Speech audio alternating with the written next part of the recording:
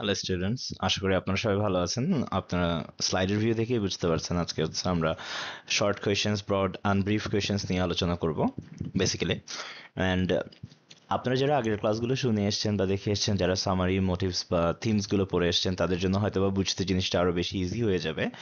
আপনাদের short কোয়েশ্চেনগুলো answer করার জন্য যে রেগুলেটিভ কোয়েশ্চেন্সগুলো আছে, যেগুলো প্রায় প্রিভিয়াস কোয়েশ্চেন্স থেকে শুরু করে এখন পর্যন্ত ম্যান্ডেটরিলি রিপিট হচ্ছে, একের পর এক একটা বছরে আসছে, এই জিনিসগুলোকে যতটা এমফেসাইজ করা যায় ততই আমাদের জন্য বেটার। অ্যান্ড ব্রড অ্যান্ড ব্রিফের ক্ষেত্রে যদি বলতে চাই, এই কোয়েশ্চেনগুলো সামহাও আপনারা হয়তো বা কোয়েশ্চেনের সাথে কোয়েশ্চেন ম্যাচ করতে পারবেন না, বাট অ্যান্সারগুলো কাইন্ড অফ আপনারা সিমিলারিটি মেনটেন করে লিখতে পারবেন। যেমন আমরা যদি ফার্স্টে মুভ করি, এখানে দেখবেন শর্ট কোয়েশ্চেনে role of fate in King Oedipus, এটা আমরা কোথায় পেয়েছিলাম? ওই যে তার প্রফেসির সময় যখন বলেছিল সে তার ডেস্টিনিকে কখনো চেঞ্জ করতে পারবে না। তারপর হচ্ছে এনকাউন্টার বিটুইন ওডিপাস অ্যান্ড টাইরেসিয়াস। কি ধরনের এনকাউন্টার হয়েছিল? ওই যে যখন সে বুঝতে পারে বা তার টাইরেসিয়াসের যে রেফিউজালটা ছিল, এই রেফিউজালটা যখন আন্ডারস্ট্যান্ডিং এর মধ্যে চলে আসে, কোনটা ট্রেজারিতে যেখানে অ্যাকিউজ করা হয়েছিল যে ওর মিসলিডিংটা ভুল হতে পারে, কিন্তু ওডিপাস যখন বুঝতে পারে যে না, জিনিসটা ঠিক হচ্ছে না, তারপর জানতে পারলো সে তার বাবাকে মেরে ফেলেছে, ওই ধরনের ব্যাপারগুলো। দেন থার্ড কোয়েশ্চেন আছে, how Orlando saves Oliver's life in Shakespeare as you like it. তো অরল্যান্ডো কিভাবে সেভ করেছিল? অরল্যান্ডোর ওর ভাইয়ের বা অলিভারের লাইফ সেভ করেছিল লায়নেস থেকে, ফরেস্ট অফ অ্যাড্রেনে। আর এই ব্রাদারলি লাভটা থেকে ফরগিভনেস চলে এসেছিল, রিকলিং কনসিলিয়েশনের। তার হচ্ছে ফার্সি ফার্সিক্যাল এলিমেন্ট, যেটাকে বলা হয় farcical element in the arms and the man, কোনটা ছিল? এটা ছিল বেসিক্যালি স্যাটারিক্যাল যে পোর্ট্রেয়ালটা ছিল, লাইক রোমান্টিসাইজেশন। ওই যে ওয়ারকে বেসিক্যালি বা মোস্টলি রোমান্টিসাইজেশন দিয়ে আর হচ্ছে হিরোইজম দুটো দিয়ে রিপ্রেজেন্ট করা হয়েছিল সেই জন্য। তাহলে এখানে যে কনভেনশনাল ইমেজটা ছিল, একজন ছিল পুরোপুরি হিরোইক ক্যারেক্টার আর একজন ছিল নোশন অফ রোমান্টিসাইজেশন। তারপর ছিল character of Louka in arms and the man. Louka যে ওই স্পিরিটেড অ্যাম্বিশিয়াস ছিল, ওর একটা অ্যাম্বিশন আমরা এটা ডিটারমাইন করতে পারি এমনভাবেও, যেমন লোকা বলতেছিল নিকোলাকে, you are still thriving for the best one as a servant, but I think I would go far better than you. I would be far better than you. ওর strong will আর desire ছিল, কারণ ও সার্জিয়াসের সাথে already related ছিল, and ও জানতো যে সামহাও হয়তো বা কোনোভাবে পসিবল হবে বা পসিবিলিটিস আছে সার্জিয়াসের সাথে একটা বেটার ফিউচার লিড করার, কিন্তু নিকোলার সাথে থাকলে হয়তো বা এটা কখনোই পসিবল হবে না। ওয়েল ব্লাঞ্চলি কম্পেয়ার্স সার্জিয়াস টু ডন কুইশট। কেন কম্পেয়ার করেছিল? কারণ সার্জিয়াস আইডিয়ালাইজড আর হচ্ছে ইমপ্র্যাকটিক্যাল নোশনস ছিল ওয়ারে হিরোইজম হতে হবে, যেটা অনেকটা ডন কুইজেটের মোরালের সাথে মিলে যাচ্ছিল। আর ব্লাঞ্চলি ছিল পুরোপুরি ডিফারেন্ট, ও প্র্যাগমেটিক একজন সোলজার ছিল যে যুদ্ধের মধ্যে রোমান্টিসিজম আর যুদ্ধকে খুব আনরিয়েলিস্টিক অ্যান্ড অ্যাবসার্ড বলে গণ্য করতো। আর শয়ের কনসেপশন অফ হায়ার লাভ, এই কোয়েশ্চেনটা একটু ডিফারেন্টভাবে আসতে পারে। এখানে রোমান্টিসিজম কি, হায়ার লাভ জিনিসটি কি, বা কোন ধরনের কনসেপ্টটাকে আমরা এখানে ডিসক্লোজ করতে পারি হায়ার লাভ হিসেবে, বা কোন পার্টটাকে বেসিক্যালি রিপ্রেজেন্ট করেছে হায়ার লাভ দিয়ে, যেখানে সুপারফিশিয়াল রোমান্টিসিজম ছিল আর মোর প্র্যাকটিক্যাল ইন্টেলেকচুয়াল ফিলিংস ছিল, কানেকশনস ছিল ওই দুটো রিলেশনশিপের, সার্জিয়াসের সাথে লোকার আর হচ্ছে রায়নার সাথে ব্লান্স ছিল। আর riders to the sea scenes প্লেতে যেটা ছিল, এখানে রাইডার্স বলতে বেসিক্যালি রিপ্রেজেন্ট করা হয়েছে দ্য মেন অফ মোরিয়াস ফ্যামিলি, যারা সমুদ্রে হারিয়ে গিয়েছে। ওদের রিলেন্টলেস পাওয়ার ছিল নেচারের, এই নেচারের কাছে ওদের আলটিমেটলি ফল ডাউন করতে হয়েছে।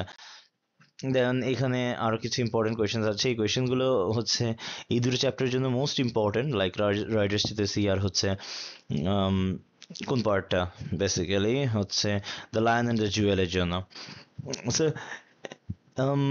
is the sea in Riders to the Sea represents a representative of fate? Of course, we can say that. কেন বলতে পারি? কারণ নিয়তিতে ছিল তাদের মৃত্যু হবে, হয়তো বা সেই জন্যই নেচারের দ্বারা মৃত্যুটা তাদের মানতে হয়েছিল।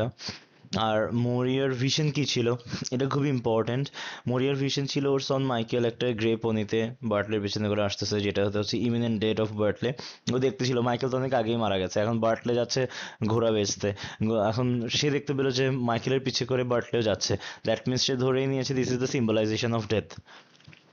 Bright price and Sidi's attitude যেটার কথা বলা হয়েছে, তাহলে what is bride price?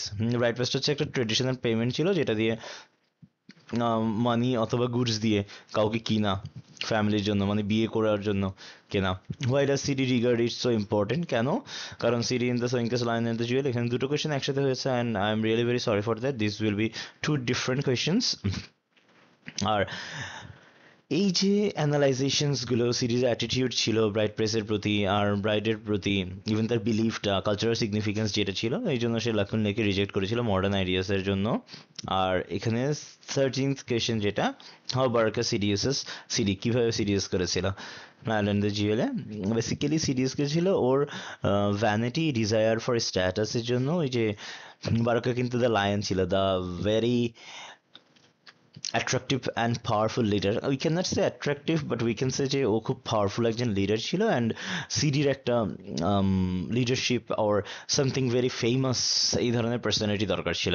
And as she was beautiful, mostly all of the mens were connected to her or tried to be connected to her. সবাই চাচ্ছিল ওর সাথে একটা কানেকশন বিল্ড আপ হয়ে যাক, বাট সে চায়নি কানেকশনটা থাকুক। সে চাচ্ছিল পাওয়ারফুল এমন কারোর সাথে এক্সিস্ট করতে, যেন সে তার প্রেজেন্সটাকে সবার সামনে তুলে ধরতে পারে। দেন ওয়াই বারকা ওয়ান্টস টু ম্যারি সিরি, কেন চেয়েছিল বারকা? ওই যে because of her beauty and the fame she has achieve through hour photographs. She believes that, ওই যে তার ম্যাগাজিনসে ছবি এসেছিল, প্রেস্টিজ বেড়ে গিয়েছিল, আর অনেক সুন্দর, গ্রামের চেয়ে সুন্দর মেয়ে ছিল না তখন।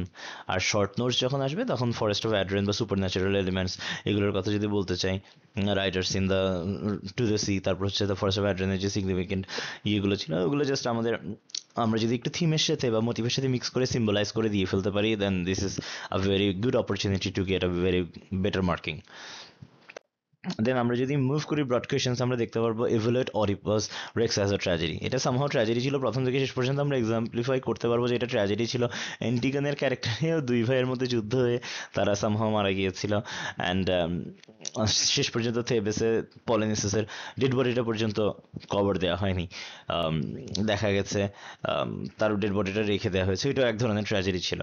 তারপর comment on the dramatic irony, এই যে ড্রামাটিক আয়রনি যে ব্যাপারটা আছে, সোফোক্লেস, এই যে by Sophocles in the Oedipus Rex, কী ধরনের ছিল ড্রামাটিক আয়রনি? এই যে ইনফরমেশনস, ক্যারেক্টার্সগুলো যে প্লেতে ছিল, ওরা কোনো সেন্স অফ সাসপেন্স দিচ্ছিল না, অ্যান্ড ট্র্যাজিক ইনভাইটেবিলিটি দিচ্ছিল না। ওরা এমপ্লয় করেছিল, ওদের কনসার্ন কী নিয়েছিল ওরা নিজেরও জানে না, but Oedipus was to find the killer and banish him, unaware that he is pronouncing his own fate. ও নিজের যে কনসিকুয়েন্স ছিল ওই জিনিসটা রিপ্রেজেন্ট না করেই ও বলে দিচ্ছিল কিলারকে মেরে ফেলবে। And then comes, how does Shaw treat the theme of love, marriage and war in his play? এটা খুবই ইন্টারেস্টিং একটা কোয়েশ্চেন, যেটাকে ঘুরিয়ে ফিরিয়ে অনেকভাবে করা যায়। লাইক রোম্যান্টিসিজম থেকে এসছে, রোম্যান্টিসিজম চলে আসলে লাভ অ্যান্ড ম্যারেজ এমনিই চলে আসতেছে।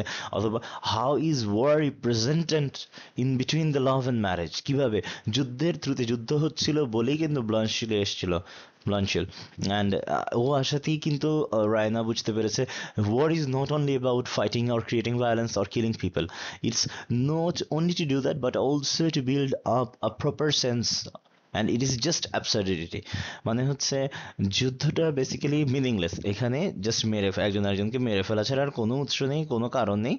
সো এখান থেকে আস্তে আস্তে রায়নার ব্লানশিলের প্রতি অ্যান্ড ক্যারেক্টারের যে সুপারফিশিয়ালিটি, ওগুলো রিপ্রেজেন্ট হয়েছিল। তো এখানে 4-5 ধরনের কোয়েশ্চেন সিমিলার ওয়েতেই আসতে পারে। এটাকে লাভের থিমের আমরা ফেলতে পারি, ম্যারেজ অ্যান্ড লাভ তো এক জায়গায় পড়ে যাচ্ছে। আর প্র্যাগমেটিক ভিউ হচ্ছে ক্যারেক্টার্স লাইক ব্রাঞ্চলি অ্যান্ড হচ্ছে রায়না। দেন হচ্ছে যে what is the dramatic importance of the court episode in arms and the Man by George Bernard Shaw? Court episode কোনটা? এই যে পাইভোটাল মোমেন্ট, এই যে ক্যারেক্টার ডেভেলপমেন্ট হয়েছিল আর থিমেটিক এক্সপ্লোশন, ব্লানচিলকে যে চকলেট ক্রিম সোলজার, কেন আননোন কাউকে আমরা একটা নিকনেম দিব? এই যে নিকনেম দেওয়ার যে ব্যাপারটা, এই তখন থেকে লাভটা শুরু হয়েছে, ওইটাকে আমরা ড্রামাটিক ইম্পর্টেন্স বলি। And role and function of the chorus in King Oedipus, and chorus কোনটা ছিল? এই যে কমেন্টার অ্যান্ড ইন্টারপ্রেটার, কে ছিল কমেন্টার ইন্টারপ্রেটার? কোরাস নিজে ছিল, ও নিজেই কমেন্টার ছিল অ্যাকশনে, ও নিজেই ইন্টারপ্রেট করতো যে হ্যাঁ এই ধরনের কাজ করলে আমরা এই ধরনের জিনিস ফেস করতে পারবো থেবান সিটিজেন্সদের জন্য।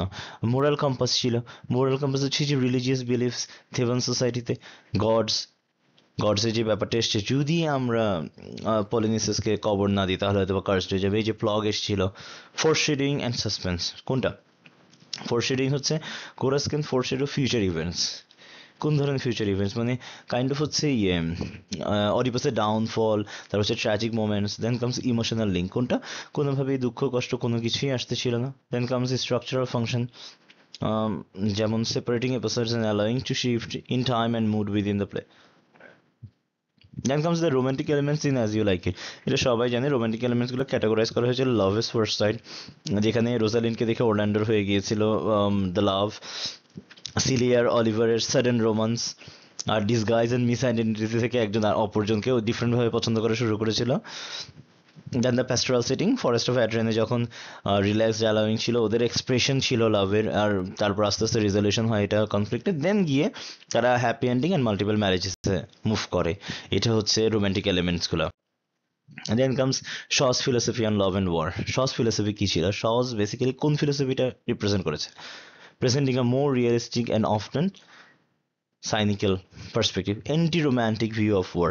মানে যুদ্ধ মানেই হচ্ছে শুধুমাত্র মেসি ইনগ্লোরিয়াস অ্যাফেয়ার, এই ধরনের জিনিসগুলো।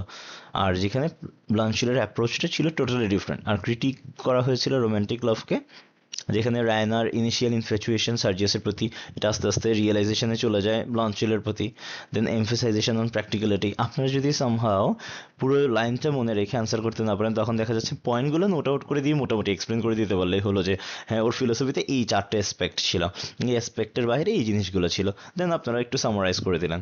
দেন sketch the character of Rosalind. Rosalind কী ধরনের ক্যারেক্টার ছিল? Intelligent and witty, resourceful and adaptable, independent and assertive, empathetic and loving, master of disguise. ও এমনভাবে ডিসগাইজ করেছিল যে ওকে চিনতে সবারই অনেক প্রবলেম হচ্ছিল। যেমন সিলিয়ার ক্যারেক্টার কেমন ছিল? টোটালি ডিফারেন্ট, ওর কাইন্ড অফ রোজালিন্ডের অপোজিট। এই যে তারপর হচ্ছে র comparison between Raina and Louka. এই যে কম্পারিজনটা কিভাবে আসবে?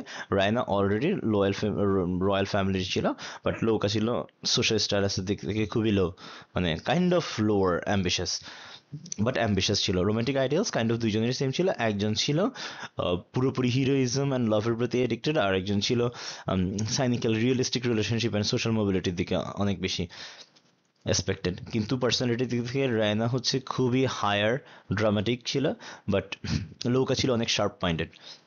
অডিপাস finally find out the real identity of the killer Laius. তারপর কি হয়েছিল এটা সবাই জানি, টাইরেসিয়াসের প্রফেসির কারণে আর জোকাস্টার্স অ্যাকাউন্ট, যেটাতে জোকাস্টার মৃত্যু হয়েছিল, আর সে ফার্স্ট টেস্টমানি, তারপর হচ্ছে কোরেন্সিয়ান ম্যাসেঞ্জার।